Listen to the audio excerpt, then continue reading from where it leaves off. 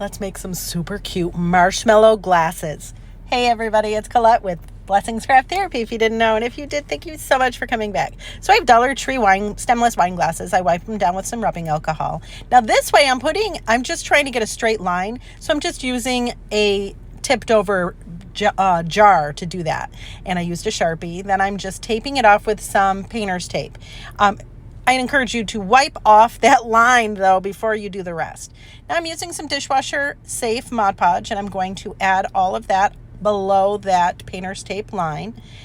Easy peasy. Now I am doing glitter, and the glitter I'm using is from Glitter Heart Company.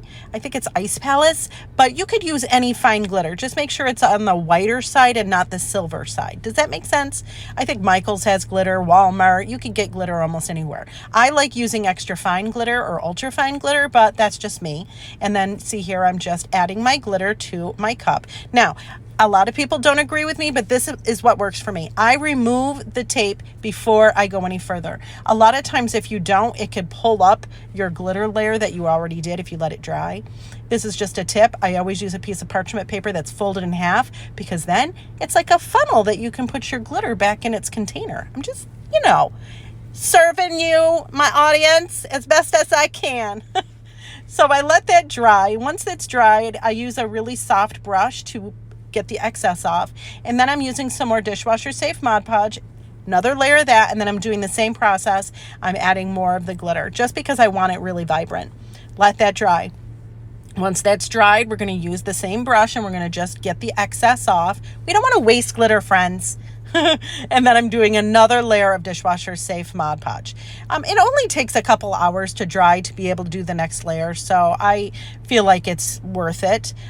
So here I am and this is how I do the edge. I'm not worried about taping it off because I have that edge, but you could tape yours off. This is now it's dry, and see, no glitter's coming off on my hand, right? Very cool. Then I have this puffy paint. It's puffy fabric paint. I got it from Michael's. You could get them almost anywhere, and I'm doing a line right on the top. Do you see where I'm going with this? I'm so flip-flapping excited about this. I can't even stand it. So I'm just going all the way around. You want to do your line all the way around, nice and chunky. I mean, you don't want to skimp on the line of puffy paint. And the color on this, it's just brown. Just get a nice dark brown. I suppose I could have added glitter to it, but no. I was on a time crunch here. I was making these because if you're curious, the s'mores theme is our theme for our vacation. So we're doing that. So now I'm going to tap very lightly. You don't want it to go crazy pants down the glass, but look, doesn't it look like a marshmallow with chocolate on it? I am freaking out. I love it. Look at how cute it is. All right, calm down. That's enough.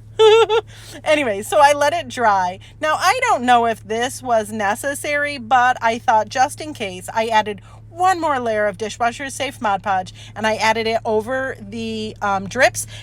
I don't know. I was just nervous that it would wash off or it would peel up. So that's what I did, but it may not have been necessary.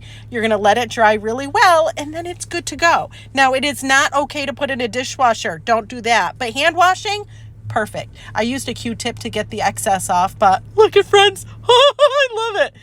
Friends, thank you so much for watching, and I hope this inspires you.